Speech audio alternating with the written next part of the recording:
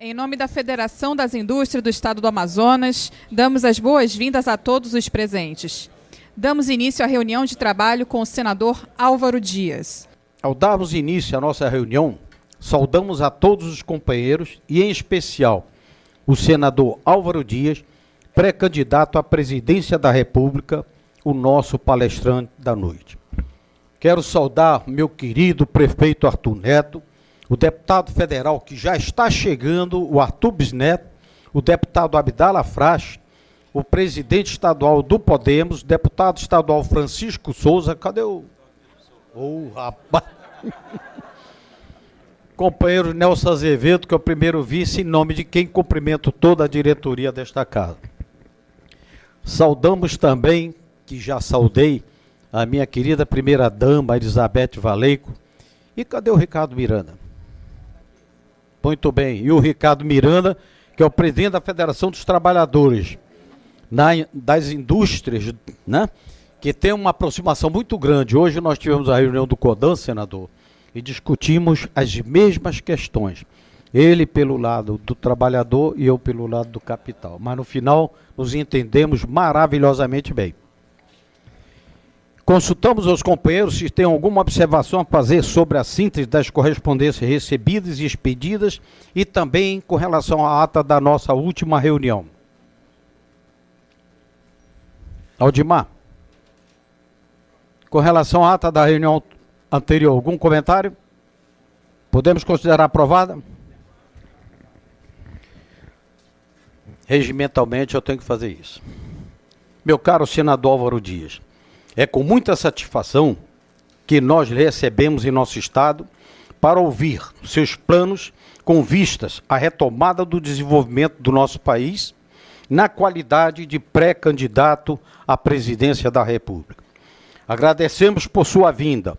Já tínhamos conversado anteriormente com o nosso querido Edson Companheiro, companheiro da Federação das Indústrias do Estado do Paraná, para que o senhor viesse aqui e discutisse conosco a nossa reivindicação de tudo aquilo que nós anseiamos para que possamos continuar o nosso desenvolvimento do Estado do Amazonas e também termos a oportunidade para apresentar propostas que a indústria considera essenciais para o crescimento econômico e melhorar a qualidade de vida dos brasileiros, principalmente de nós amazonenses. Precisamos colocar em pauta as reformas necessárias e concordamos especialmente com a sua proposta de refundação da República, com o enxugamento da administração pública e a necessidade de tornar o Estado mais eficiente no que o compete e criar um ambiente favorável para a iniciativa privada crescer, retomar o emprego e as receitas para o setor público.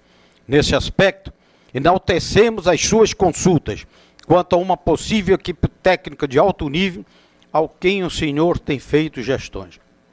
Outras reformas também se fazem urgentes, como a reforma política, previdenciária e tributária.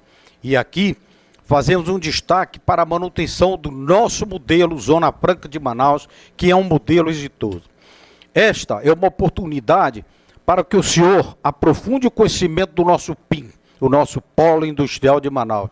Este importante centro de desenvolvimento sustentável na região que propicia a conservação de 97% da cobertura florestal da Amazônia.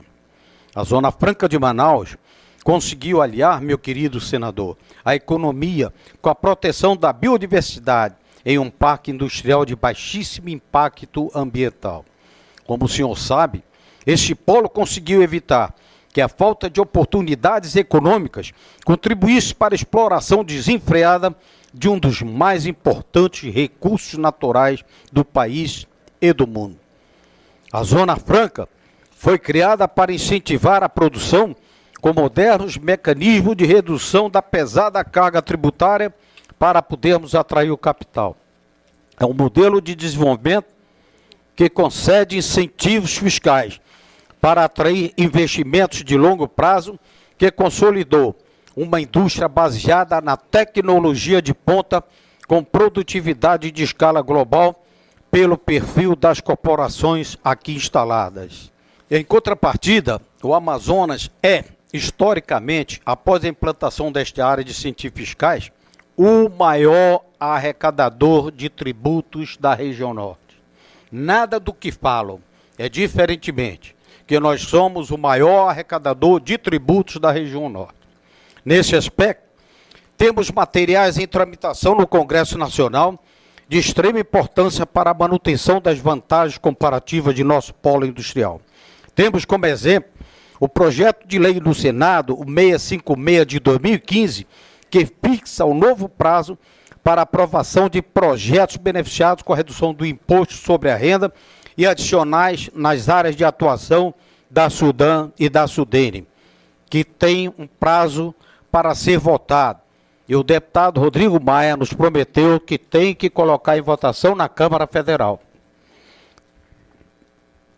A matéria altera a medida provisória de número 2199/2001 para modificar de 2018 para 2023 o prazo em que as empresas com projeto aprovado, enquadrado em setores da economia prioritária para desenvolvimento regional nas áreas de atuação da Sudene e da Sudam, terão direito à redução de 75% do imposto sobre a renda e de adicionais calculados com base no lucro da exploração. O projeto foi aprovado por comissão do Senado com decisão terminativa e encaminhada à Câmara no último dia 3 de maio. Nossa preocupação, senhor senador, é o prazo para aprovação que expira no final deste ano eleitoral.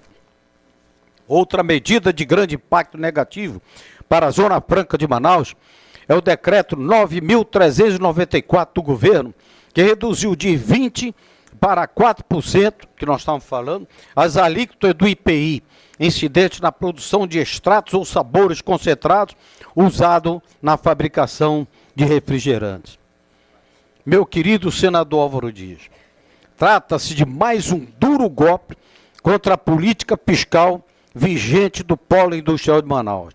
Não estamos discutindo o percentual de IPI, mas a segurança jurídica para quem aqui investe, gera empregos e renda. Senador, ratificamos o nosso apoio à sua atuação no combate à corrupção, que nos levou a essa crise econômica e política institucional que precisa, mais do que nunca, de uma nova liderança política. E falando ao líder político, destacamos que o Amazonas possui muitas riquezas naturais que podem ajudar o Estado e mesmo o Brasil na autossuficiência, assim como a atração de investimentos aliada à disponibilidade de infraestrutura.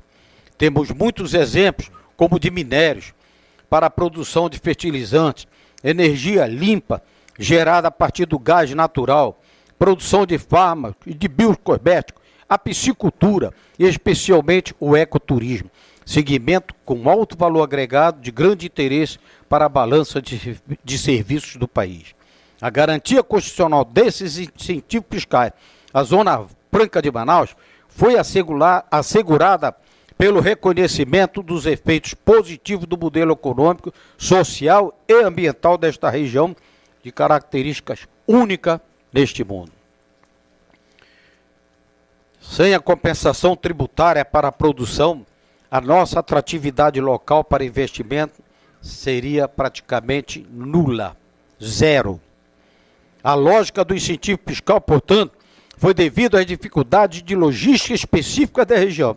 Exemplo de nossos desafios. Até hoje, impossibilita-se a repavimentação da rodovia BR-319, o transit time que eu lhe falei, oriundo do sul e sudeste de mercadorias adquiridas de 22 dias. O único acesso terrestre com o resto do Brasil. Além de fundamental na estratégia nacional de defesa dessa cobiçadíssima região. É fundamental, meu senador, que se coloque a indústria no centro da estratégia de crescimento do país. Segmento responsável pela geração de 21% do PIB, igual valor em geração de empregos, 50% das exportações e 66% dos gastos em pesquisas e desenvolvimento, só para citar alguns exemplos. Precisamos de um ambiente favorável aos negócios, com segurança jurídica, que estimule a imensa capacidade empreendedora de nosso país. Precisamos continuar no combate à corrupção, reduzir gastos desnecessários, enfrentar a burocracia e retomar o ambiente de confiança de um país melhor para todos. Portanto, meu senador, esse é o nosso pleito, são os nossos anseios. E muito mais agora com relação a essa agressão que nós acabamos de sofrer por parte do governo federal, por parte de uma canetada do presidente Michel Temer, que nos derruba e corre o risco de nós perdermos 12 mil empregos. Portanto, eu acho que o senhor, que tem uma responsabilidade muito grande e que fala a língua do desenvolvimento deste país, tem uma grande responsabilidade de fazer mudar a cara desse Brasil. Portanto, leve o nosso apelo, o apelo da nossa comunidade industrial, o apelo de todo o povo amazonense, para que nós possamos e continuarmos a ser o que somos hoje. Nosso trabalho de casa nós sabemos fazer. Nos ajude, por favor. Muito obrigado.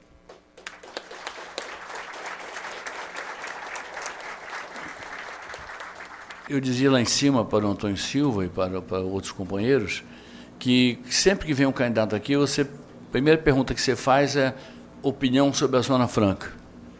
E aí cada um diz o que pensa. Já teve um que uma vez disse que era contra, enfim, e há exatos 4 anos atrás. E eu conheço o pensamento do Álvaro Dias porque montamos, quando eu era senador, colega dele, montamos uma banda de música para defender a Zona Franca de Manaus. Apoiávamos outras regiões, trocávamos apoios legítimos e tinha uma banda de música e não passava nada, não ousavam nada. Não teriam ousado fazer o que fizeram agora, que se praticou um verdadeiro crime de lesa Amazonas, tentando nos trazer para pagar uma conta que não é nossa, que nasceu da falta de tato do governo para lidar com aquela greve de caminhoneiros, uma greve que não era de caminhoneiros, que os caminhoneiros não ganharam nada com aquilo, uma greve que era um lockout, era greve de patrão, era uma greve das grandes empresas transportadoras. Estas sim queriam as regalias que receberam do governo.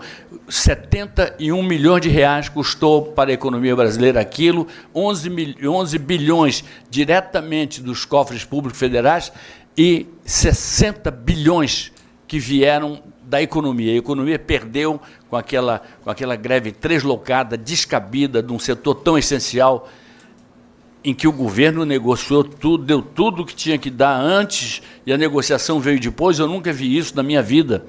Mas, muito bem, aquela greve custou tudo isso para o país e querem colocar o Amazonas, a Zona Franca de Manaus, o nosso polo de concentrados em jogo.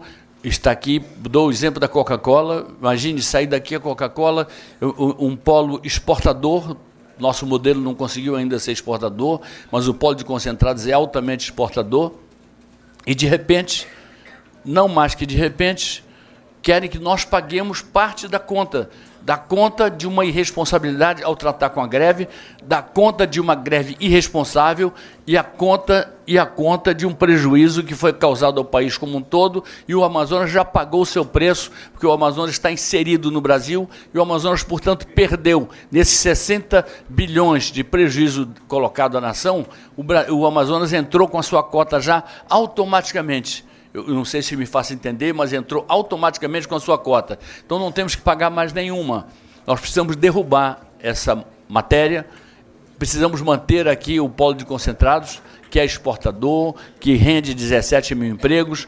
Não podemos, de forma alguma, levar isso sem ser na máxima seriedade.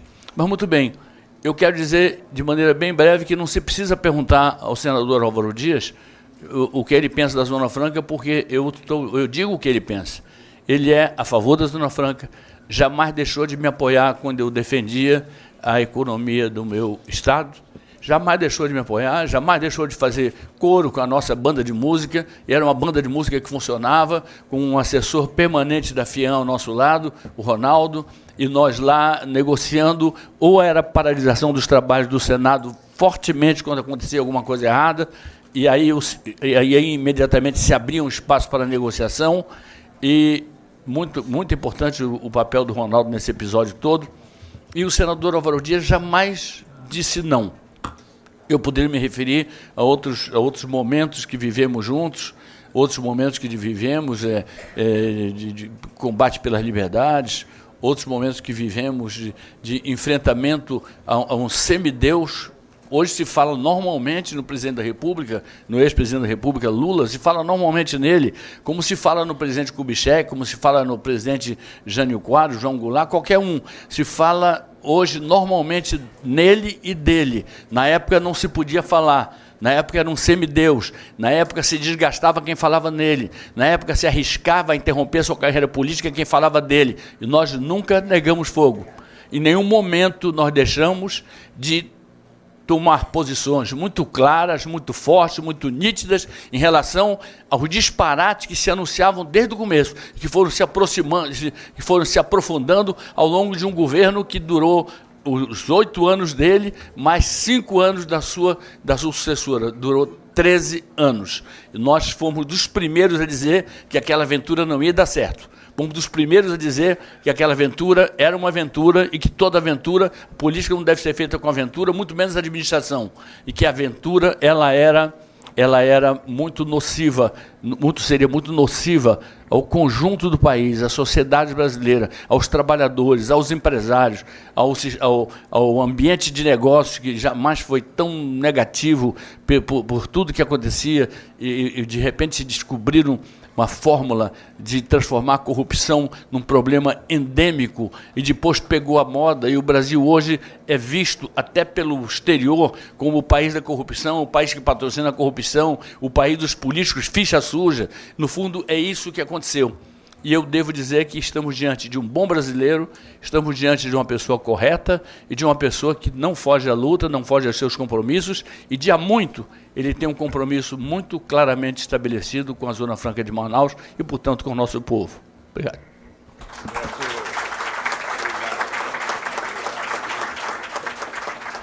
Antes de passar a palavra para o nosso senador, eu queria cumprimentar o Antônio Azevedo e dizer que nós estamos torcendo pela saúde do nosso decano, o senhor José dos Santos Azevedo, que está em São Paulo, foi implantar um marca-passo, mas nós estamos aqui na torcida, Antônio. E quero também, Arthur, lhe parabenizar pela contratação desse jovem guerreiro, do qual eu tive a felicidade, quando ele estava à frente da SAM, de fazer parte desse conselho, e trabalhamos junto, que é o Fábio Arne. Seja bem-vindo a esta casa, estamos torcendo aqui por você. Bom, senhor, e vamos ouvir agora a palavra do nosso senador Álvaro Dias. Eu não posso deixar, preliminarmente, de abordar questões domésticas que interessam a população da Amazônia e que interessam especialmente a população do estado do Amazonas. Hoje nós estamos mais uma vez assistindo esse debate sobre a Zona Franca de Manaus. Há quantos anos nós assistimos esse debate? E certamente a suspeição de eventuais retrocessos provoca insegurança jurídica e afasta investimentos, desperdiçando a oportunidade da geração de empregos, do avanço tecnológico e, portanto, do desenvolvimento econômico, não apenas desta região, mas de todo o país. Não se admite mais esse impasse. Nós temos que assumir o compromisso da regulação permanente, definitiva, que ofereça segurança jurídica para a atração de investimentos, geração de emprego e promoção do desenvolvimento a partir da Zona Franca de Manaus, que é um modelo bem-sucedido e que deve ser preservado, que deve ser valorizado. Eu, às vezes, fico impressionado, porque se há um sistema federativo injusto, que provoca distorções gritantes entre regiões e entes federados, o norte do país é exatamente a região mais prejudicada no contexto desse sistema federativo. E quando nós abordamos a necessidade da reforma do sistema federativo, de um novo pacto federativo, certamente temos que voltar os nossos olhos para a região norte do Brasil, que tem oferecido mais do que tem obtido de retorno. Daqui vai mais do que para aqui volta. E por esta razão, nós não podemos ignorar a importância de uma reforma do sistema federativo, porque é bom dizer, nós vamos completar 30 anos da nova Constituição e a federação não cabe no Brasil, porque há uma concentração exorbitante de recursos dos cofres da União, expelindo municípios e estados do centro das decisões econômicas com base na redistribuição ou na distribuição irregular e injusta dos recursos públicos arrecadados do esforço coletivo da nação. Portanto, em relação à Zona Franca, isso é definitivo. Ela é intocável. Nós não podemos admitir retrocessos. O que se deseja é segurança jurídica para a atração de investimentos. Nós sabemos que tivemos aqui já 136 mil empregos, hoje não temos cerca de 80 mil empregos. Certamente nós retomaremos o crescimento com segurança jurídica, com regulação competente e eliminando essa hipótese constante dos riscos que se colocam à frente daqueles que podem investir aqui, promovendo o desenvolvimento desse polo tecnológico tão importante para o Brasil, e nesta área que se deve investir mais, exatamente porque nós sabemos, as nações que evoluem conseguem essa evolução quando investem em ciência, tecnologia e inovação. Nós temos inúmeros exemplos. Vamos citar 2 exemplos aqui rapidamente. Há 60 anos, nós tínhamos uma renda per capita equivalente a 15% da renda per capita americana. Taiwan e Coreia do Sul tinham uma renda per capita inferior à nossa. Hoje, nós temos uma renda per capita equivalente a 25% da renda americana. A Coreia do Sul e Taiwan têm uma renda per capita 60%, 70% da renda americana. Veja como Coreia do Sul e Taiwan arrancaram para o desenvolvimento graças aos investimentos em ciência e tecnologia. Não há dúvida que esta é a solução para o Brasil se desenvolver. Um dos desafios maiores que nós enfrentamos é o da produtividade. Nós temos 3 grandes desafios.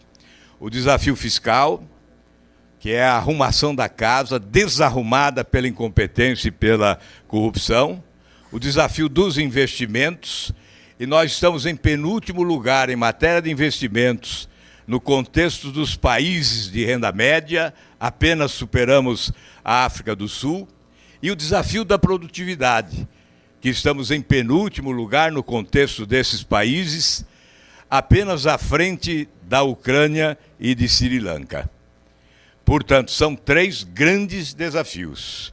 E certamente o desafio da produtividade passa por um modelo educacional competente e por investimentos significativos em ciência e tecnologia.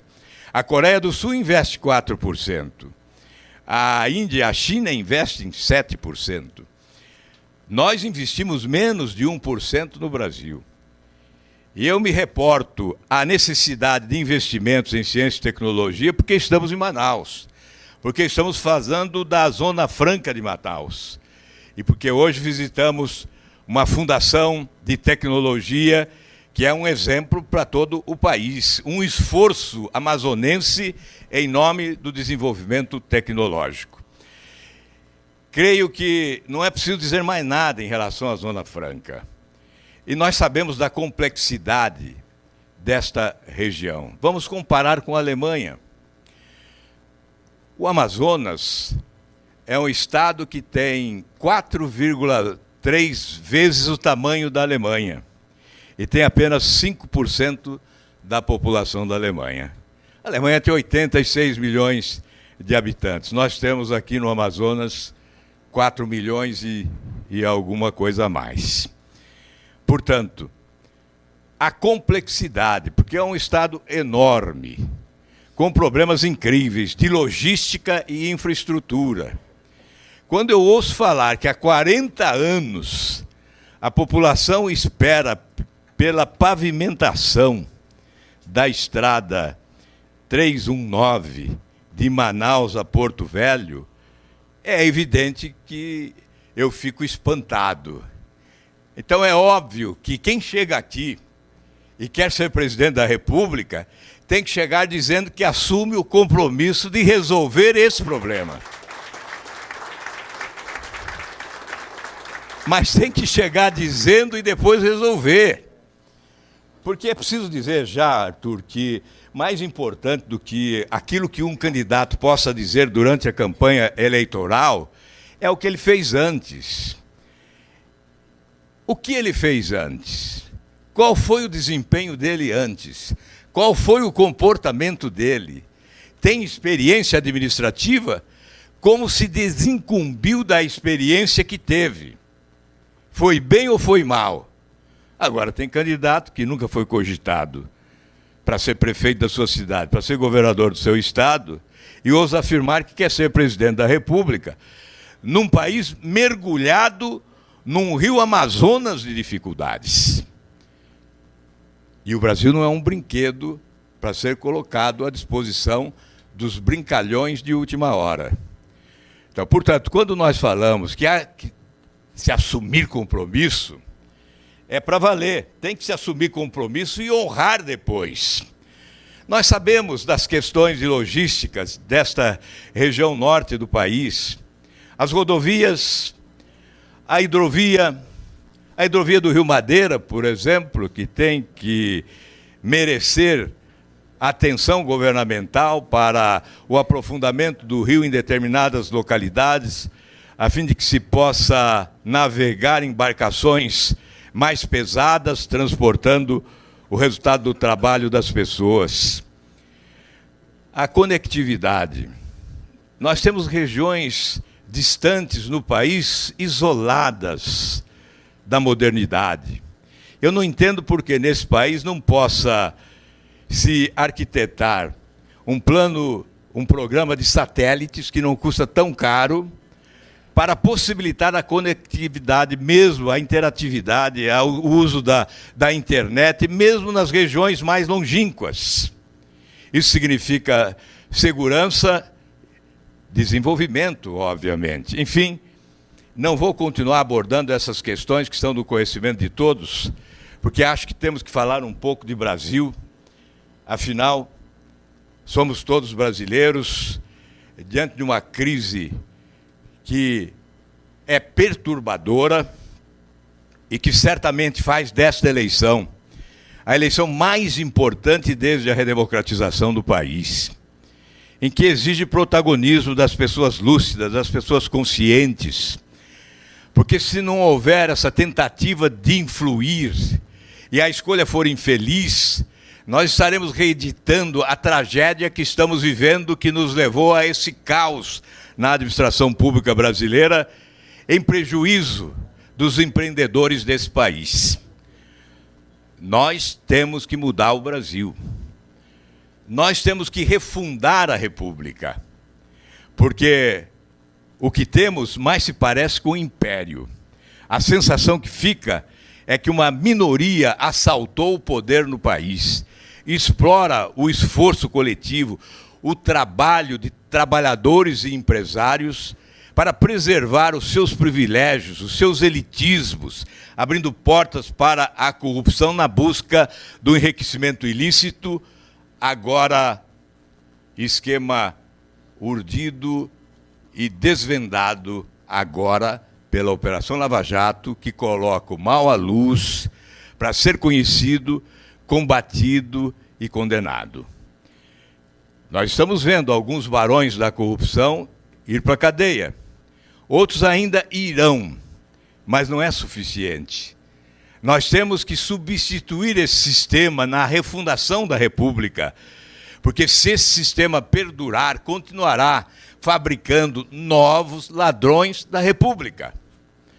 A substituição desse sistema eu denomino de refundação da República, passa por várias reformas. Esse sistema político fracassou. Nós temos que promover uma grande reforma política. Esse sistema de governança é a fábrica dos escândalos de corrupção, é a matriz dos governos incompetentes. É o modelo do balcão, balcão de negócio, aparelhamento do Estado, loteamento dos cargos, que puxa para baixo a qualidade de gestão, porque as equipes são constituídas não com base em critérios de competência, de qualificação técnica e de honestidade. São equipes constituídas para arrecadar em nome de projetos supostamente eleitorais e partidários, mas que acabam abrindo espaço para o enriquecimento ilícito de muitos que hoje estão correndo da polícia, estão sendo investigados pela Operação Lava Jato. Esse sistema tem que ser substituído. É ele a causa. Veja, nós estamos aqui numa região riquíssima do Brasil. Nós percorremos esse país e ficamos encantados com as belezas naturais que fascinam a humanidade e ficamos encantados com as potencialidades econômicas extraordinárias que fazem desse país um país pródigo. Mas nós nos assustamos e ficamos perturbados, né, com esse contraste gritante que existe entre a abastança, a prosperidade, a fartura e a fortuna, com a pobreza, a miséria e o infortúnio de milhões. O que fizeram com o Brasil? Não souberam explorar as suas potencialidades? Assaltaram esta nação?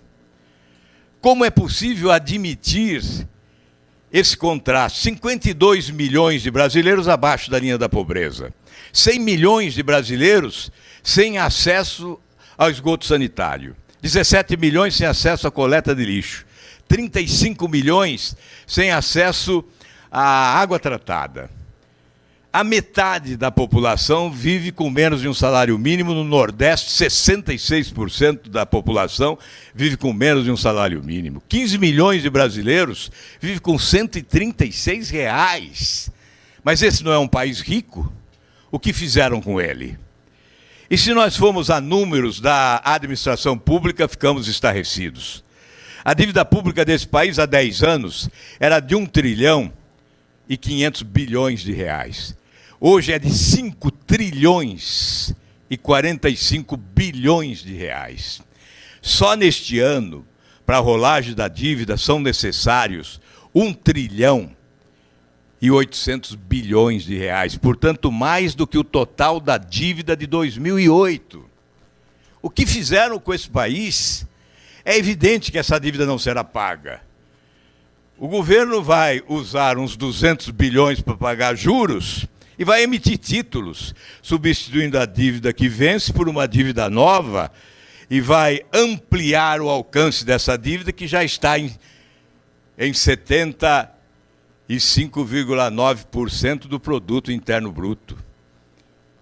Que dívida é esta? Uma organização criminosa governou o Brasil nos últimos anos e destruiu sonhos e esperanças da nossa gente. E agora, na última semana, o Tribunal de Contas apresenta relatório e diz que no início da próxima gestão, o governo da União não terá dinheiro para pagar salários dos servidores. E hoje, de tudo que se arrecada no país, de tudo que se produz no país, 40% circula nos cofres públicos. Em 2 itens apenas, previdência e folha de pessoal, 65% desaparece. 65% desaparece. Se nós incluirmos os outros itens de transferência de renda, abono salarial, seguro-desemprego, Bolsa Família, etc., etc., os benefícios da prestação continuada, até o auxílio reclusão, etc., nós chegaremos a 80% de tudo que vai para os cofres públicos do país. Com mais 2 itens obrigatórios, saúde e educação, são 90% de tudo que cai nos cofres públicos do país. Sobra 10%. O que fazer com 10%? O que fazer se temos essa dívida gigantesca? Nós estamos, portanto, no fundo do poço. É um momento de grande responsabilidade. É momento para a experiência administrativa, para a honestidade, para a coragem. É o momento de convocarmos o país para um pacto nacional, a realização de um governo suprapartidário, um governo que convoque as pessoas de bem. O Brasil tem esse encontro com a verdade neste ano, nas eleições. Como promover a refundação da República? Por que a refundação da República? Hoje nós elaboramos leis supostamente em defesa do bem, para condenar o mal. Ocorre que as leis que elaboramos muitas vezes são desrespeitadas. Outras vezes são interpretadas ao sabor de circunstâncias e de interesses localizados. A refundação da República ocorrerá quando todos nós nos submetermos às leis e formos iguais perante as leis do país. Só aí poderemos olhar para nós mesmos, olhar para as nossas crenças, olhar para as nossas instituições e olhar para o nosso futuro.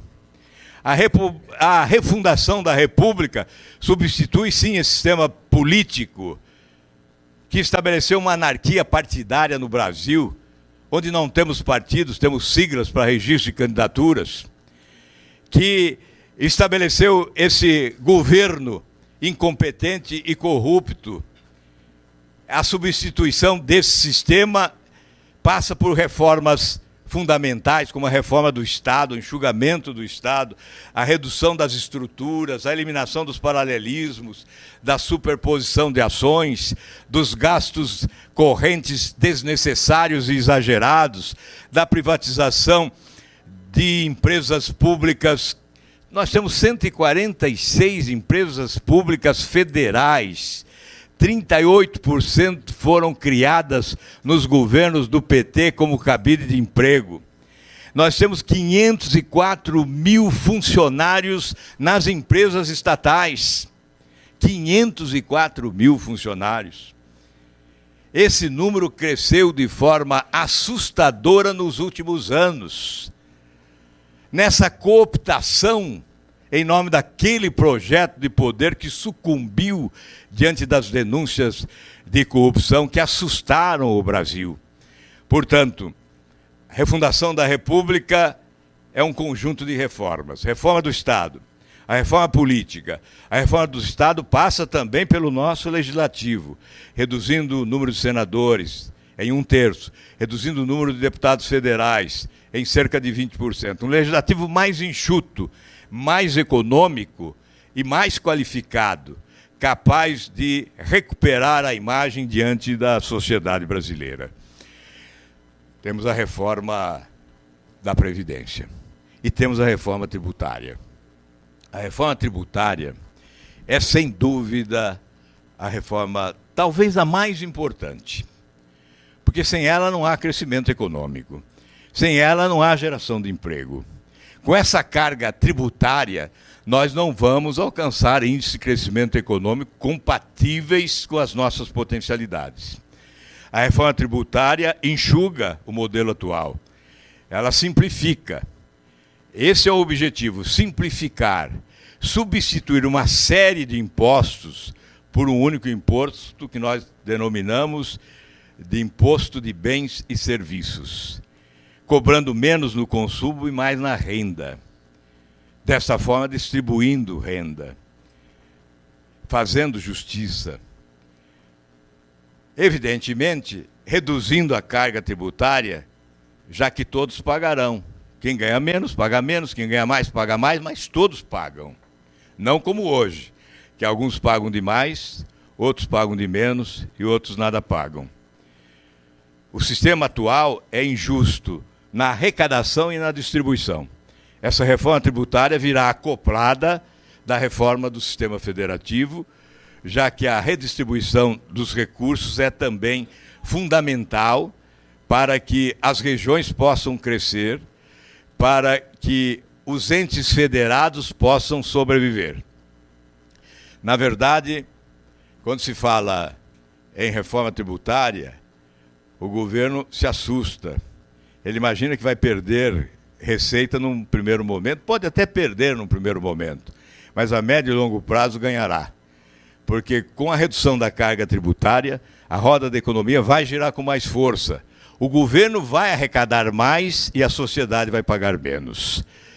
É evidente que quando nós reduzimos o tamanho do Estado, nós reduzimos as despesas, e recursos certamente são alocados para setores essenciais como saúde, como educação, como segurança pública, hoje recursos escassos e insuficientes. É por isso que se diz menos Estado e mais sociedade. Quanto maior o Estado, menos creches, menos escolas, menos postos de saúde, menos policiais na rua.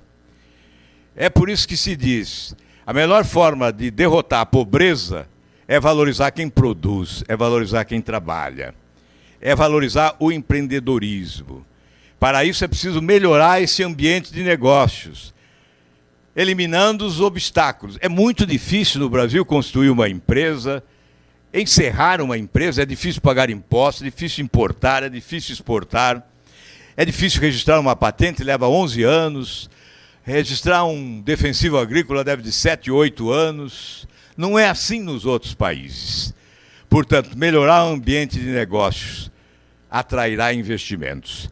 Combater de verdade a corrupção, para mostrar ao mundo que o Brasil voltou a ser um país sério. Certamente, se passarmos esta ideia de que o Brasil voltou a ser sério, nós teremos o retorno dos investimentos que se foram, porque os conglomerados econômicos escolhem para os seus investimentos países com os menores índices de corrupção. É desta forma que nós temos que caminhar, convencendo o setor privado que ele pode caminhar com as suas próprias pernas no início de uma próxima gestão, enquanto se arruma a casa, porque o governo não vai atrapalhar. E o governo não atrapalhando já é uma grande coisa. Certamente o país cresce, o país se desenvolve. Eu quero me colocar à disposição para responder às questões que entenderem ser pertinentes. Mas eu acho fundamental, quando se fala com as pessoas, que há um objetivo.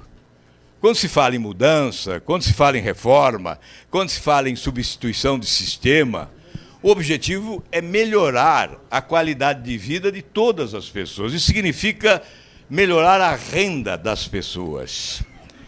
E nós, mesmo quando crescemos economicamente, não conseguimos fugir da armadilha da renda média, ao contrário do que ocorreu com outros países que avançaram e escaparam dessa armadilha da renda média e alcançaram um estágio de renda alta que configura-se a afirmar que são países do primeiro mundo.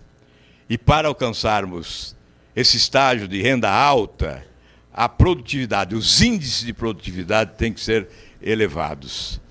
Nós estamos, portanto, atrasados, e muito atrasados.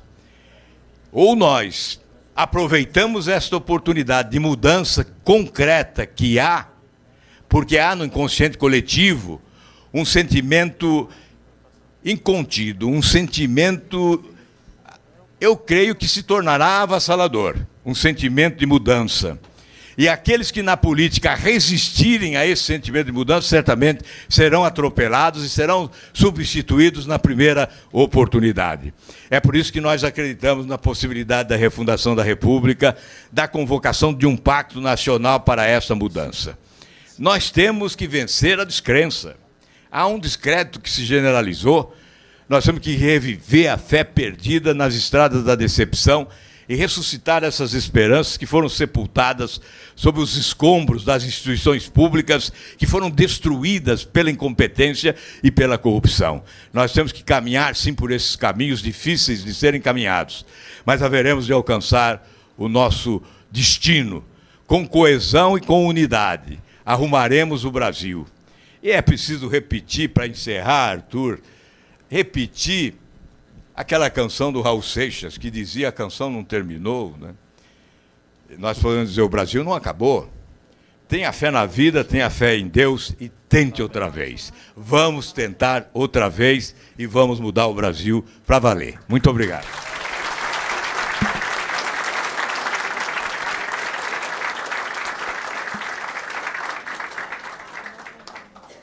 Eu queria dar um depoimento pessoal do tanto que eu assisti, do tanto que eu observei, do tanto que eu vi, testemunhei o trabalho do senador Álvaro Dias em prol do Amazonas no Senado Federal.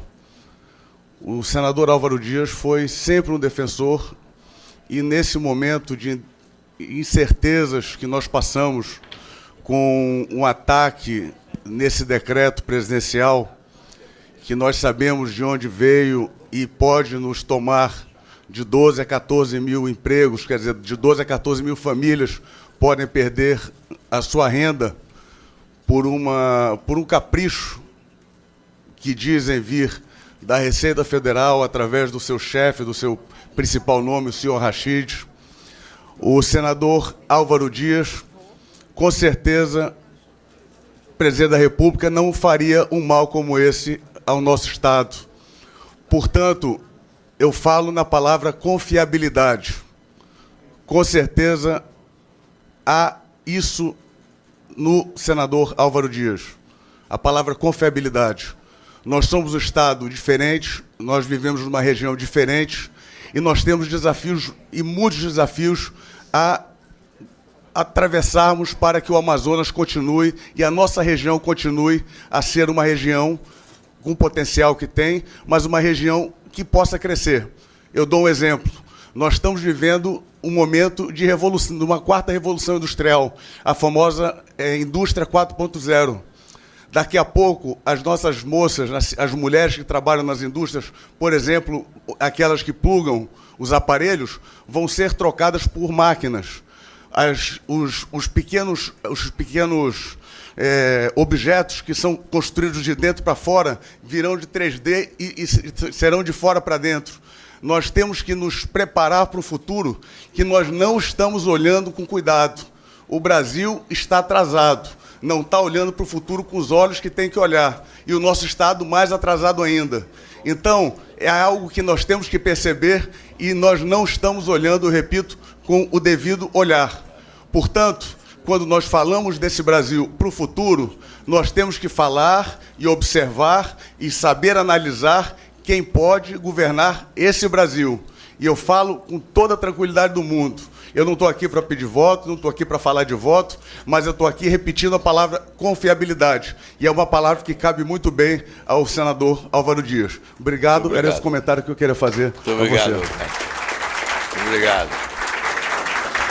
Bom, eu vou franquear a palavra e eu só pediria que quem dela quisesse fazer uso, que se identificasse e fosse bem objetiva nas suas perguntas. Antônio Azevedo, sou presidente do CODESE aqui em Manaus, também aqui diretor da casa. Primeiramente, parabenizar o candidato, o senador, pelo posicionamento, pela postura também no Senado. Hoje, o empresariado já está no limite, senador. Hoje, quem paga a conta somos nós. Hoje, a gente vê o descalabro, que é o descaso, né, do setor público com o setor privado, e principalmente o descaso do governo central com a nossa região. Uma região que tem um modelo de desenvolvimento único e que está sendo permanentemente ameaçado. E falar em modelo de desenvolvimento da Zona Franca é falar também na situação econômica do Brasil, porque se o Brasil vai bem, a Zona Franca vai bem. Se o Brasil vai mal, que é o grande mercado consumidor, e nós sofremos isso muito fortemente na crise. O senhor falou em refundar a República, em fazer reformas estruturais. A partir da atual Constituição, o Brasil ficou inviável. Ou seja, a gente não consegue mais pagar a conta e a gente está vendo a insolvência do próprio país, até pelos números que o senhor apresentou. Como fazer essas reformas sem mexer na Constituição? Como fazer esse pacto? Como mobilizar a sociedade, ou talvez os homens de bem dessa pátria, que tem muitos? O que a gente vê na televisão é uma exceção, senador. Com certeza, o Brasil real é o Brasil que trabalha, é o Brasil que acorda cedo. Quando eu falo para os meus funcionários, nós somos o Brasil real. O Brasil que acorda cedo, dorme tarde, trabalha. Quando muitos só usufruem do trabalho. E o sonho do brasileiro hoje, daqueles que podem, é pegar um avião e morar na Europa, e morar nos Estados Unidos. Isso nos preocupa com relação ao futuro dessa nação. Os nossos filhos também. Então, senador, como fazer essa mudança? Como empreender esse projeto que o senhor brilhantemente colocou para nós aqui? Obrigado. Pois não. O Brasil real é o Brasil do senhor José Azevedo, seu pai, né? Um exemplo de empreendedor. E certamente o Brasil real é o Brasil de todos os que trabalham todos os dias e hoje se encontram aqui com a paciência para ouvir alguém da política, né? Apesar dessa descrença que há em relação a todos os homens públicos do país. A sua indagação é pertinente e, obviamente, ela tem resposta. Nós temos que inverter a lógica atual. Os últimos presidentes entenderam ser mais fácil instalar um balcão de negócios e comprar o Congresso Nacional para aprovar as suas propostas. Aí rimaram governabilidade com promiscuidade. E deu origem a mensaleiros, a sanguessugas, a filhos do petrolão, aqueles que estão indo para a cadeia atualmente. Nós queremos inverter essa lógica. Primeiramente, o presidente da República eleito apresenta o conjunto de reformas. Obviamente, terá que alterar a Constituição. Nesse conjunto de reformas, virão as propostas de emenda à Constituição para a adoção de mecanismos necessários a fim de que se concretize as reformas propostas. O presidente tem que ter coragem para propor reformas, algumas terão que cortar a carne, né, principalmente no andar de cima, suprimindo privilégios das autoridades. Então tem que ter coragem, apresenta o conjunto de reformas e se comunica com a população. Primeiro com a população. Tem que ter capacidade de comunicação. O Plano Real, por exemplo, deu certo porque houve competência no ato de comunicar e a sociedade assimilou a proposta. O presidente da República, portanto, tem que ter coragem, capacidade de gestão e tem que ter capacidade de comunicação para convencer os brasileiros que as suas propostas são necessárias e imprescindíveis. A grande arma que tem o presidente da República é o apoio da população. Com o apoio da população, vai ao Congresso. E o Congresso não rema contra a maré. E mais, eu tenho que defender o Congresso. O Congresso é sempre achincalhado. Aí dizem, lá há corrupção. Há sim, mas nem todos são corruptos. Há uma parcela. Agora, por que há corrupção no Congresso? Porque do outro lado da rua está o grande corruptor, que é o presidente da República. O Congresso acaba dançando a música que toca a presidência, porque estamos sob a égide de um presidencialismo de muito poder. Se o Brasil eleger um presidente honesto e corajoso, capaz de promover mudanças e de se comunicar bem com a sociedade para conquistar o seu apoio, terá o apoio do Congresso, e o Congresso reabilita a sua imagem diante da sociedade. Porque não se prestigia um parlamentar instalando um balcão. Se prestigia um parlamentar valorizando-o politicamente. E isso é possível. Portanto, eu acredito porque eu não imagino alguém disputando esta eleição diante da descrença da população e da reação das pessoas diante dos políticos. Eu não imagino alguém chegando no Congresso para não atender às aspirações da sociedade. É uma questão de inteligência. Quem resistir a esse sentimento irresistível de mudança será atropelado e será substituído. Então eu acredito sim que esse pacto nacional pode ser uma realidade e nós podemos começar a mudar o Brasil. É claro que não se muda em 4 anos, mas as pilastras básicas para a mudança podem ser sim plantadas nesses 4 anos do próximo governo. A minha pergunta para o senhor é muito clara. Eu sou vice-presidente da ADEME, Associação de Dirigentes do Mercado Imobiliário, e nós vivemos um problema muito sério. O país vive. A Zona Franca também vive esse mesmo problema. Por que o Brasil só tem 5 bancos que financiam o crédito ao consumidor? Por quê? O senhor me disse que o senhor é a favor da privatização, foi o que eu entendi. Então, se privatizar, como foi feito com a telecomunicações no passado, e hoje só temos 4 companhias de telecomunicações, eram mais, mas uma vai comprando a outra e o CAD vai autorizando. Nos bancos é a mesma coisa. O cidadão não consegue mais viver com 5 bancos. Isso é impossível. Então eu pergunto ao senhor, o senhor, como presidente da República, o que o senhor poderia fazer para acabar com esse monopólio ridículo que acontece hoje no país? Pergunta muito importante. Aliás, eu tenho enfrentado representantes dos bancos em várias conversas e reuniões, exatamente porque tenho adotado uma posição que é, primeiramente, fazer uma auditoria nessa dívida enorme, porque se uma organização criminosa, segundo a Operação Lava Jato, uma organização criminosa governou o país, e a dívida cresceu de 1,5 tri para 4, aliás, para 5,45 em 10 anos, alguma coisa errada aconteceu. Então nós temos que, com transparência, mostrar à sociedade brasileira o que fizeram com o nosso país. Em relação aos bancos, 4 bancos respondem por 82% da movimentação do crédito, cartões de crédito e cheque especial. E eles definem as taxas de juros. Eles definem as taxas de juros. Porque nós temos um governo sem autoridade e refém do sistema financeiro. Nós queremos a independência do Banco Central, sim, mas uma independência também em relação ao sistema financeiro.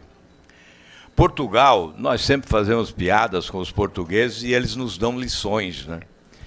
Enquanto aqui os bancos é que definem as taxas que querem cobrar, em Portugal é o Banco Central português que no trimestre anterior define a taxa de juros dos cartões de crédito do cheque especial do trimestre seguinte. Enquanto no Brasil, em 2016, a taxa de juros dos cartões de crédito chegou a 452% no ano, lá em Portugal chegou a 16%. Então, é evidente que o Estado brasileiro, o governo da República, tem que estabelecer uma relação com o sistema financeiro que interesse à sociedade. Veja, por exemplo, as tais operações realizadas pelo governo para enxugar o mercado. Então, o governo lança títulos públicos e saca os recursos que estão no caixa dos bancos. Exato. Nesse caso, 1,114 bilhões.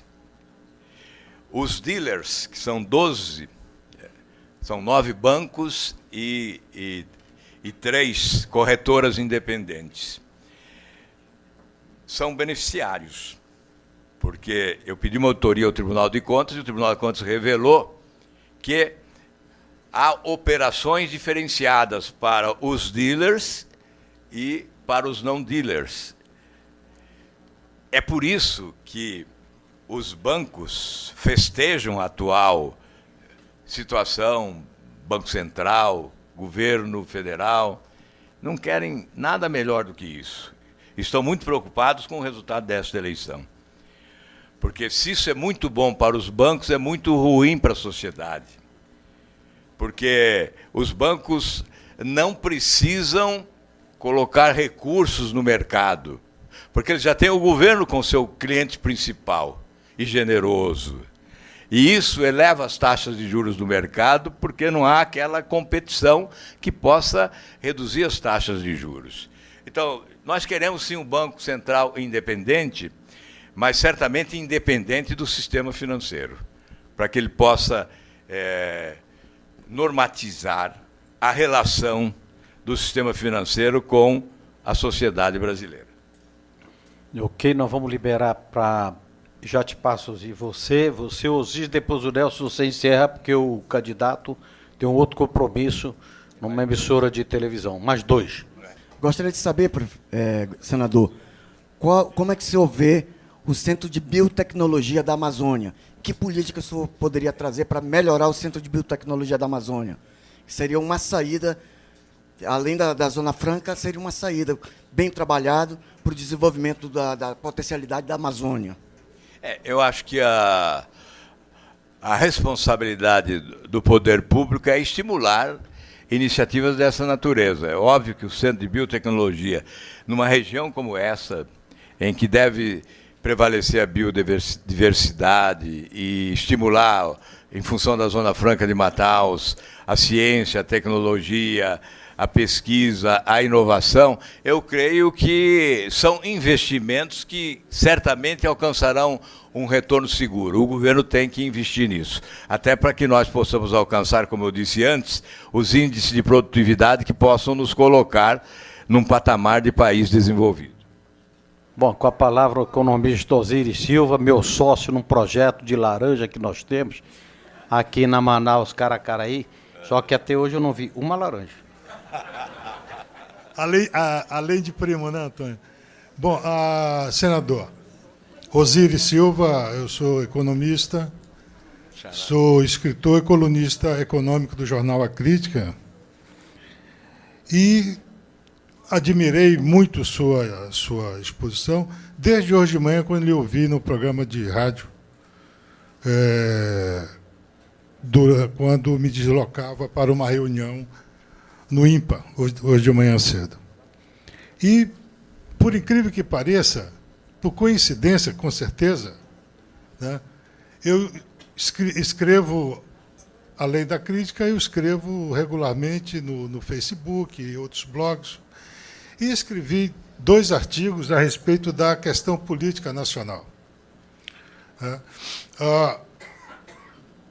Uma em relação aos últimos dados da pesquisa para a presidência da República, mostrando a incoerência das pesquisas em relação à realidade. Quando o senhor demonstrou hoje de manhã que 64% das pessoas não tem posicionamento. 70%, eu até reduzi um pouco, é 70%. 70% e assim por diante. Então, essa questão política realmente é muito grave e fiquei muito... me admirou muito a sua coragem e a sua clareza em defender a questão da refundação do Estado. Num desses artigos eu cito, inclusive, historicamente, o Pacto de Moncloa, na Espanha, que viveu uma situação provavelmente pior do que a brasileira. Saída do franquismo, e eles conseguiram, e olha o que é a Espanha hoje. Em relação à Zona Franca de Manaus, a sua visão é uma visão excelente. O prefeito Arthur Neto, inclusive, deu o suporte da sua atuação como representante em apoio às suas teses, ao seu trabalho no Congresso Nacional, no Senado Federal. Agora, além da Zona Franca, senador, é apenas um detalhe. É uma questão. A questão maior é a Amazônia. Nós não temos um projeto de desenvolvimento para a Amazônia. E daí decorre todos os males que nos afligem. Nós somos uma região empobrecida, não obstante a riqueza da nossa biodiversidade. A questão dos investimentos em pesquisa, ciência e tecnologia é muito sério. Não é só uma questão de logística ou de semântica. É uma questão que diz respeito ao próprio futuro desta região e ao próprio futuro do país. Porque sem a incorporação das cadeias produtivas derivadas da nossa biodiversidade, do ecoturismo, da exploração madeireira sustentável,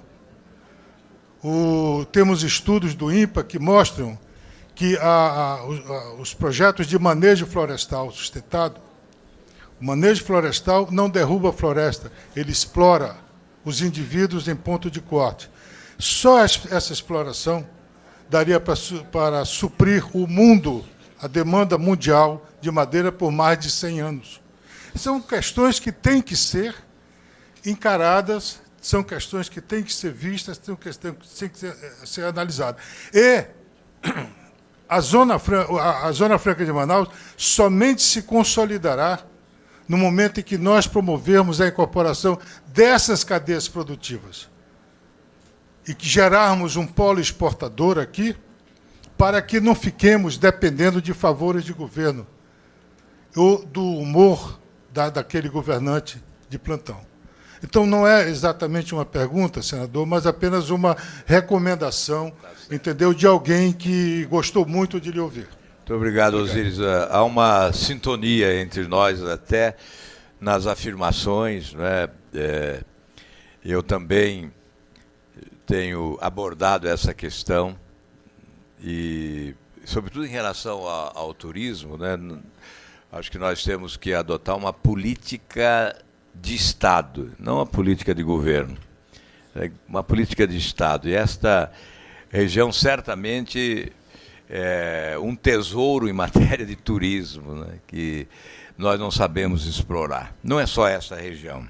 O Brasil não explora as suas belezas naturais como devia explorar. Certamente nós levaríamos o Nordeste brasileiro. O Brasil recebe 5 milhões de turismo, Portugal recebe 12 milhões. Se você adotar uma política de Estado em matéria de turismo, certamente vai levar o Nordeste ao pleno emprego. E essa região, especialmente o ecoturismo, né, ela certamente tem uma riqueza. O turismo é essa atividade essencialmente econômica, né, geradora de renda, de emprego, de receita pública, de desenvolvimento. Então, realmente, nós não exploramos o Brasil como ele deveria ser explorado. É por isso que nós estamos vivendo essa tragédia. É isto mesmo, meu senador. Esperamos que possamos fazê-lo. Nelson, tu tem 1 segundo. O último. Senador, parabéns pela bela exposição, enfim, a participação de todos, inclusive o discurso do nosso presidente, Antônio Silva, do prefeito Arthur, também do bisneto. Mas aqui, quando a gente começa a falar muito, no fundo, a gente muda as palavras, mas o objetivo é o mesmo, a gente quer a integração e o desenvolvimento da nossa região. E eu vou ser bastante objetivo com o senhor, que hoje também eu escutei numa emissora local a sua entrevista, quando o senhor falava, realmente foi coisas que nós gostamos de ouvir. É uma boa música para os nossos ouvidos. Mas nós precisamos que realmente que isso tudo que esteja falando aqui se saia da palavra e vamos realmente para algo concreto que possamos fazer. Mas a minha pergunta para o senhor é o seguinte: a gente costuma falar aqui na região que o Brasil está de costas e de cócoras para a Amazônia.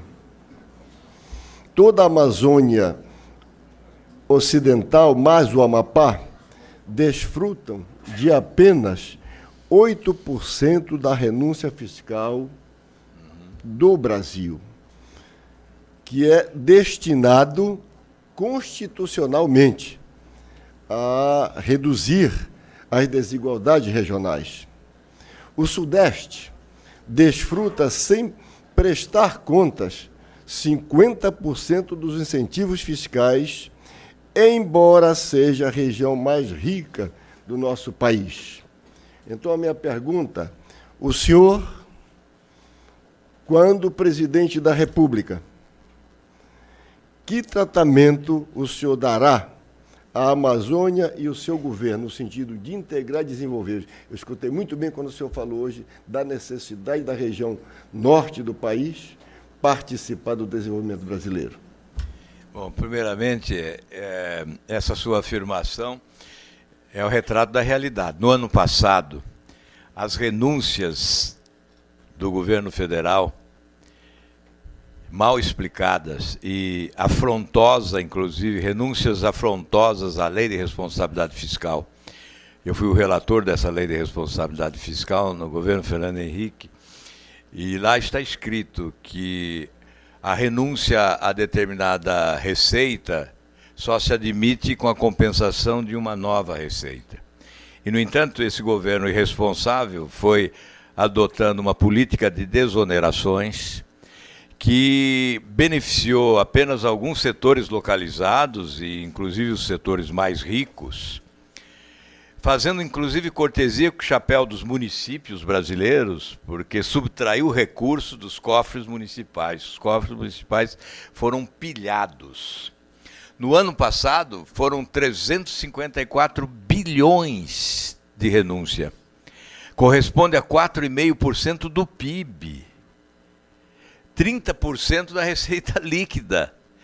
No ano passado. Aí querem colocar a mão em cima da Zona Franca de Manaus, que tem um direito constitucional adquirido. E agora, em 2019, serão 306 bilhões de reais. Em 2020, serão 330 bilhões de reais de desonerações. E o governo, até hoje, não nos mostrou em que ponto a sociedade foi beneficiada. Os brasileiros foram beneficiados? Não foram beneficiados. A exemplo do que ocorreu com 716 bilhões transferidos ao BNDES, 478 bilhões do Tesouro Nacional e o restante do FAT e do FGTS, portanto, recursos dos trabalhadores, para o BNDES emprestar a nações ditatoriais e corruptas.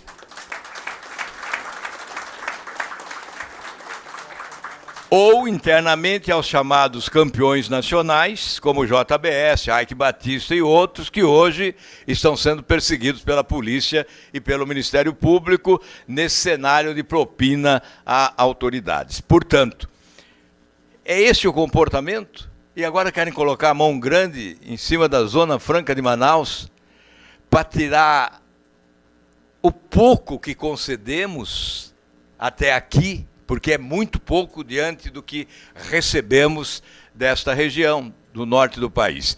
Então, sem dúvida, esse é um compromisso, Nelson. Nós temos que assumir esse compromisso com essa região, pela grandiosidade, né? Pelo patrimônio que é um patrimônio da humanidade. Há poucos dias, para concluir agora, há poucos dias eu me reuni com 27 embaixadores do Mercado Comum Europeu. E, como sempre, fizeram crítica à preservação ambiental no Brasil. Aí eu disse a eles: lá vocês devastaram suas florestas, poluíram os seus rios e os seus lagos, e agora querem que o Brasil ofereça o oxigênio para o mundo respirar. E o que vocês vão nos dar em troca? Desculpa aí fazer uma parte. Depois nós vamos ter que conversar sobre isso, eu disse a eles. Não, mas desculpa uma parte. O senhor falou que o Brasil tem que o quê? Oferecer o oxigênio para eles a respirarem. Amazônia. Claro. Mas a Amazônia é o Brasil. A Amazônia é o Brasil mais brasileiro, não é? Porque aqui há essa riqueza, é um patrimônio da humanidade que tem que ser preservado, evidentemente, repassado às gerações que nos substituirão, mas certamente nós temos que ter postura, altivez e competência para exigir do mundo que ele contribua conosco para que essa preservação seja realmente eficaz. E nós vamos exigir isso. Nós vamos exigir isso. Cumprindo o nosso regimento interno, estamos 15 minutos fora do horário regimental. Portanto, quero agradecer a presença de todos, a presença desse público feminino, e que vocês voltem em paz e que Deus vos acompanhe. E não esquecemos, amanhã, mesmo com o Neymar, somos brasileiros. Muito bem, obrigado. Obrigado, meu presidente.